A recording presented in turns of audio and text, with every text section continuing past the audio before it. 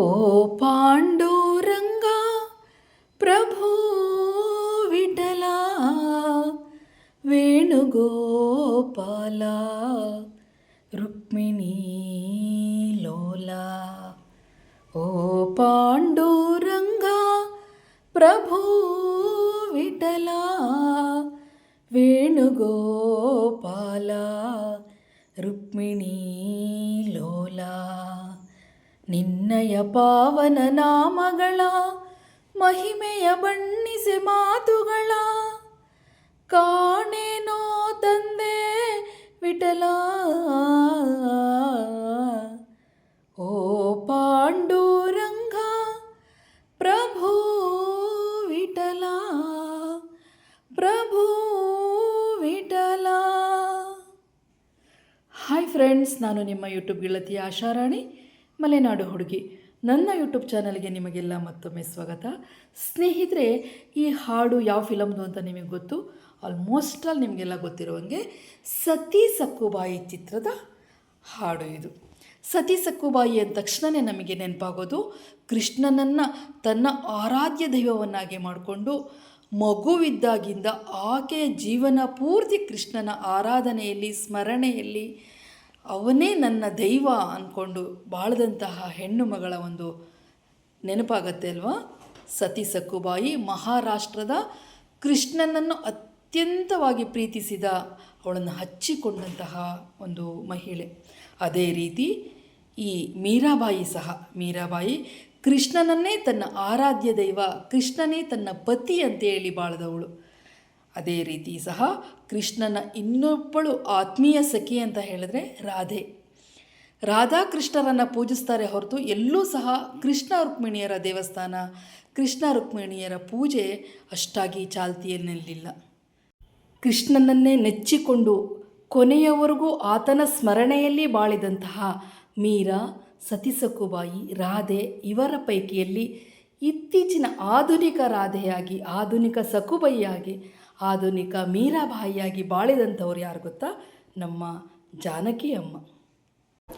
ಸ್ನೇಹಿತರೆ, ಜಾನಕಿ ಅಮ್ಮ ಮರಣ ಹೊಂದಿದಾಗ ಅವರಿಗೆ 88 ವರ್ಷಗಳ ತುಂಬು ಪ್ರಾಯ. ಆದರೆ ಅವರು ತಾವು ಚಿಕ್ಕ ಮಗುವಾಗಿದ್ದಾಗಲಿಂದಲೂ ಪ್ರೀತಿಸಿದಂತಹ ದೈವ ಬಂದು ಅದು ಶ್ರೀಕೃಷ್ಣ. ಶ್ರೀಕೃಷ್ಣನ ಒಡನಾಟ ಅವರಲ್ಲಿ ಎಷ್ಟಿತ್ತು ಅಂತ ಹೇಳಿದ್ರೆ, ಅವರು ಒಂದು ಕ್ಷಣ ಸಹ ಶ್ರೀಕೃಷ್ಣನ ಒಂದು ವಿಗ್ರಹವನ್ನು ಬಿಟ್ಟು ಅಲುಗ್ತಾ ಇರಲಿಲ್ಲ. ಎಲ್ಲಿ ಹೋದರೂ ಸಹ ಆತನ ಒಂದು ಚಿಕ್ಕ ವಿಗ್ರಹವನ್ನು ಇಟ್ಕೊಂಡೇ ಹೋಗ್ತಾಯಿದ್ರು. ಅವರು ಧ್ವನಿ ರೆಕಾರ್ಡಿಂಗ್ ಇರ್ಬೋದು, ಹಾಡಿನ ರೆಕಾರ್ಡಿಂಗ್ ಇರ್ಬೋದು, ಅಥವಾ ಯಾವುದೇ ಊರಿಗೆ ಹೋದರೂ ಸಹ ಅವರು ಕೃಷ್ಣನ ವಿಗ್ರಹವನ್ನು ತಮ್ಮ ಬಳಿಯಲ್ಲೇ ಇಟ್ಕೊಂಡು ಓಡಾಡ್ತಾಯಿದ್ರು. ಸದಾ ಶ್ರೀಕೃಷ್ಣ ಶ್ರೀಕೃಷ್ಣ ಅಂತೇಳಿ ಆತನ ನೆನಪಲ್ಲೇ ಕಾಲ ಕಳೀತಾಯಿದ್ರು. ಅವರಿಗೆ ಅವರ ಗಂಡ ಅವರಿಂದ ದೂರ ಆದರು, ಮಗ ದೂರ ಆದರು, ಸೊಸೆ ಮೊಮ್ಮಕ್ಕಳು ಎಲ್ಲರೂ ದೂರ ಆಗಿ ಇವರು ಏಕಾಂಗಿಯಾಗಿ ಸಂದರ್ಭ ಬಂದಾಗ ಅವರು ಬದುಕಿದ್ದು ಶ್ರೀಕೃಷ್ಣನೊಂದಿಗೆ. ಆತನೇ ನನ್ನ ಒಂದು ದೈವ, ಆತನೇ ನನ್ನ ಒಂದು ಶಕ್ತಿ ಅಂತ ಹೇಳಿಕೊಂಡು ಅವರು ಶ್ರೀಕೃಷ್ಣನನ್ನು ಅಷ್ಟು ಸ್ಮರಿಸ್ಕೊಂಡು ಅವನ ಜೊತೆ ಬಾಳ್ತಾಯಿದ್ರು. ಜೊತೆಗೆ ಅವರ ಕೊನೆಯ ಕಾಲದಲ್ಲಿ ಶ್ರೀಕೃಷ್ಣನನ್ನೇ ಅಪ್ಪಿಕೊಂಡು ಒಂದು ಪವಾಡ ಸದೃಶ ಘಟನೆಯನ್ನು ನಮಗೆಲ್ಲ ತೋರಿಸಿಕೊಟ್ಟರು ಜಾನಕಿಯಮ್ಮ. ಆ ಪವಾಡ ಸದೃಶ ಘಟನೆ ಏನು ಅಂತ ಹೇಳ್ತೀನಿ ಸ್ನೇಹಿತರೆ. ಮೀರಾಬಾಯಿ, ಸತಿ ಸಕ್ಕುಬಾಯಿ, ರಾಧೆಗೂ ಮೀರಿದಂತಹ ಒಂದು ಘಟನೆ ನಡೆಯಿತು. ಆ ಘಟನೆ ಏನು ಅಂಥೇಳಿ ನಾನು ನಿಮಗೆ ತೋರಿಸ್ಲಿಕ್ಕೂ ಮುಂಚೆ ನನ್ನ ಚಾನಲ್ಗೆ ಯಾರು ಹೊಸದಾಗಿ ಬಂದಿದ್ದೀರಾ, ನನ್ನ ವಿಡಿಯೋವನ್ನು ಯಾರು ಫಸ್ಟ್ ಟೈಮ್ ನೋಡ್ತಾ ಇದ್ದೀರಾ, ಅವರು ಸಬ್ಸ್ಕ್ರೈಬ್ ಮಾಡ್ಕೊಂಡು ನೋಡಿ. ಇಷ್ಟ ಆದಲ್ಲಿ ಲೈಕ್ ಮಾಡಿ, ಏನನ್ನಿಸ್ತು ಕಾಮೆಂಟ್ ಮಾಡಿ.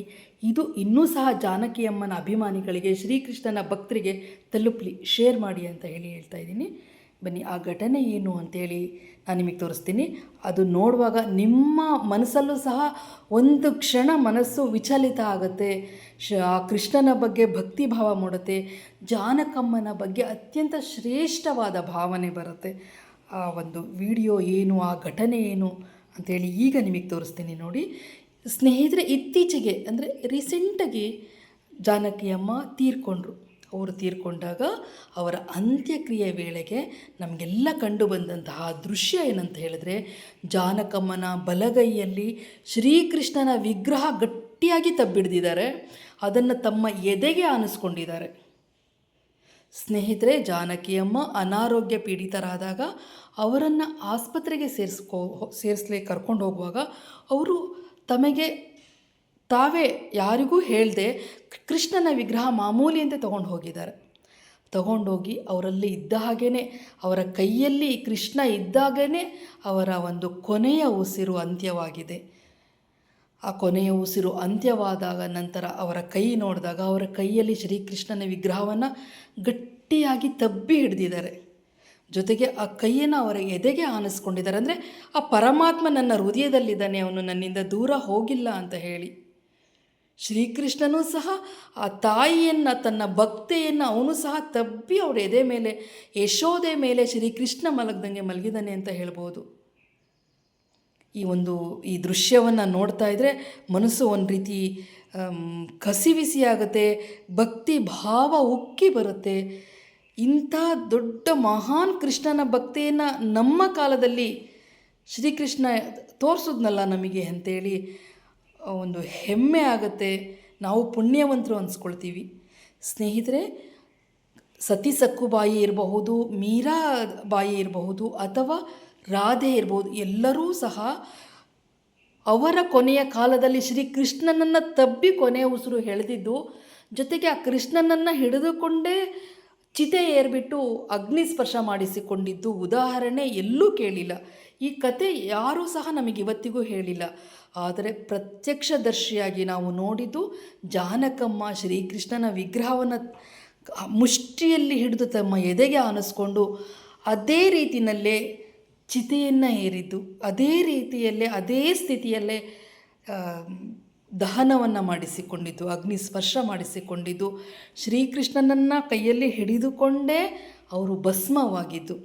ಪಂಚಭೂತಗಳಲ್ಲಿ ಲೀನ ಆಗುವಾಗ ಶ್ರೀಕೃಷ್ಣನನ್ನು ಕರ್ಕೊಂಡು ಅವರು ಪಂಚಭೂತಗಳಲ್ಲಿ ಲೀನ ಆಗಿದ್ದಾರೆ ಅಂತ ಹೇಳಿದ್ರೆ ಎಂತಹ ಪುಣ್ಯಾತ್ಮೆ ಈಕೆ ಅಂತ ಹೇಳಿ ನಾವು ಅನ್ಕೋಬೇಕಾಗತ್ತೆ. ಪುಣ್ಯ ಇದ್ದವರಿಗೆ ಮಾತ್ರ ಈ ಥರ ಆಗೋದು. ಶ್ರೀಕೃಷ್ಣನೂ ಸಹ ಈಕೆಯ ಭಕ್ತಿಗೆ ಒಲಿದು ಕೊನೆಯ ಗಳಿಗೆಯಲ್ಲೂ ಆಕೆಯ ಹೃದಯದ ಮೇಲೆ ಮಲಗಿ ಅಥವಾ ಕೂತ್ಕೊಂಡು ಆಕೆಯನ್ನು ಆಶೀರ್ವದಿಸ್ತಾ ವೈಕುಂಠಕ್ಕೆ ಕರ್ಕೊಂಡು ಹೋದರು ಅಂತ ಹೇಳಿದ್ರೆ ಅದಕ್ಕಿಂತ ಇನ್ನೂ ಹೆಚ್ಚಿನ ಪುಣ್ಯ ಯಾವುದು ಅಂಥೇಳಿ ನಿಜವಾಗ್ಲೂ ನನಗೆ ಗೊತ್ತಾಗ್ತಾ ಇಲ್ಲ. ನಿಮಗೇನನ್ನಿಸ್ತು ಸ್ನೇಹಿತರೆ? ಯಾಕೆಂದರೆ ಆ ತಾಯಿಗೆ ಆ ಪುಣ್ಯ ಇಲ್ಲದೆ ಇದ್ದರೆ ಶ್ರೀಕೃಷ್ಣ ಕೈಯಲ್ಲಿ ನಿಲ್ತಾ ಇರಲಿಲ್ಲ. ಯಾವುದೋ ಕಾರಣದಿಂದ ಯಾರೋ ತೆಗಿಬೋದಿತ್ತು ಅವ್ರ ಕೈಯಿಂದ, ಯಾರೋ ಅವ್ರ ಕೈಯಿಂದ ಬಿಡಿಸ್ಬೋದಿತ್ತು. ದೇವರನ್ನು ಅಲ್ಲಿ ಭಸ್ಮಕ್ಕೆ ಹಾಕಬಾರ್ದು ಅಂತ ಹೇಳಿ ಮಾತಾಡಿಕೊಂಡು ತೆಗಿಸ್ಬೋದಿತ್ತು. ಆದರೆ ಅದೇನೂ ನಡೆದಿಲ್ಲ. ಅಂದರೆ ಶ್ರೀಕೃಷ್ಣನಿಗೂ ಸಹ ಈ ಒಂದು ಘಟನೆ ಇಷ್ಟ ಆಗಿತ್ತು. ಆ ತಾಯಿಯ ಜೊತೆಗೆ ತಾನೂ ಸಹ ಪ್ರಯಾಣ ಬೆಳೆಸೋದು ಆತನಿಗೂ ಇಷ್ಟ ಆಗಿತ್ತು ಅನಿಸುತ್ತೆ. ಆತನ ಶ್ರೇಷ್ಠವಾದ ಭಕ್ತೆ ಜಾನಕಿಯಮ್ಮ ಆಗಿರಬಹುದು ಅಂತೇಳಿ ನನ್ನ ಅನಿಸಿಕೆ.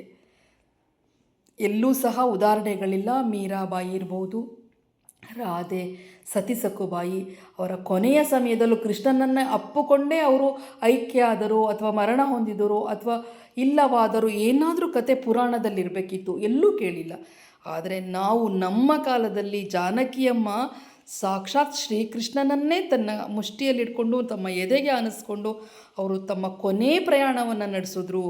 ಅವರ ಸ್ವರ್ಗಲೋಕಕ್ಕೆ ಶ್ರೀಕೃಷ್ಣನೊಂದಿಗೆ ಹೋದರು, ಆ ವೈಕುಂಠಕ್ಕೆ ಹೋದರು ಅಂತ ನನ್ನ ಭಾವನೆ ಅದು. ಸ್ನೇಹಿತರೆ, ಇದಕ್ಕಿಂತ ದೊಡ್ಡ ಉದಾಹರಣೆ ಈ ಆಧುನಿಕ ಕಾಲದಲ್ಲೂ ಅದರಲ್ಲೂ ಕಲಿಯುಗದಲ್ಲೂ ಸಹ ಇಂತಹ ಘಟನೆ ನಡೆಯುತ್ತೆ, ಈ ರೀತಿಯ ಪವಾಡ ನಡೆಯುತ್ತೆ ಅಥವಾ ಈ ರೀತಿಯ ಭಕ್ತರು ಇದ್ದಾರೆ ಅಂತ ಹೇಳೋದೇ ಒಂದು ಕನಸಿನ ಮಾತು ಅಂತ ಹೇಳಬಹುದು. ಹಾಗಾಗಿ ಸ್ನೇಹಿತರೆ, ಜಾನಕಮ್ಮನ ಈ ಒಂದು ವಿಡಿಯೋ ನಿಮಗೇನು ಅನ್ನಿಸ್ತು? ನಿಮ್ಮ ಅಭಿಪ್ರಾಯವೇನು? ಇಂತಹ ಮಹಾನ್ ಕೃಷ್ಣ ಭಕ್ತೆಯನ್ನು ನೋಡಿದ ಅವರ ವಿಡಿಯೋವನ್ನು ನಾನು ಮಾಡ್ತಾ ಇರೋದು ನನ್ನ ಪುಣ್ಯ ಅಂತ ಹೇಳ್ಕೊಳ್ತೀನಿ ನಾನು. ಯಾಕೆ ಅಂದರೆ ನಾನು ಬದುಕಿದ್ದ ಸಮಯದಲ್ಲೇ ಜಾನಕಿಯಮ್ಮ ಇದ್ದರು, ಅವರ ಕೈಯಲ್ಲಿ ಶ್ರೀಕೃಷ್ಣ ಇದ್ದ, ಶ್ರೀಕೃಷ್ಣನ ಸಮೇತ ಅವರು ವೈಕುಂಠಕ್ಕೆ ಹೋದರು ಅಂಥೇಳಿ ನಾನು ಬದುಕಿರುವ ಸಮಯದಲ್ಲಿ ನೋಡಿದ್ನಲ್ಲ, ಅದಕ್ಕಿಂತ ಮಹಾನ್ ಭಾಗ್ಯ ಪುಣ್ಯ ಮತ್ತೊಂದಿಲ್ಲ ಅಂಥೇಳಿ ನಾನು ಹೆಮ್ಮೆಯಿಂದ ಹೇಳ್ಕೊಡ್ತೀನಿ. ಅಷ್ಟೇ ಭಕ್ತಿ ಪೂರ್ವಕವಾಗಿ ನಾನು ಇದನ್ನು ವಿಡಿಯೋ ಮಾಡ್ತಾಯಿದ್ದೀನಿ. ನನ್ನ ವಿಡಿಯೋ ನೋಡಿದ ನಿಮ್ಮೆಲ್ಲರಿಗೂ ಹೃದಯಪೂರ್ವಕ ಧನ್ಯವಾದಗಳು. ನಿಮ್ಮ ಅನಿಸಿಕೆ ಅಭಿಪ್ರಾಯಗಳನ್ನು ಕಾಮೆಂಟ್ ಮಾಡುವುದರ ಮೂಲಕ ಲೈಕ್ ಮಾಡಿ, ಶೇರ್ ಮಾಡಿ, ಕಾಮೆಂಟ್ ಮಾಡಿ, ಸಬ್ಸ್ಕ್ರೈಬ್ ಮಾಡ್ಕೊಳ್ಳಿ. Thank you so much.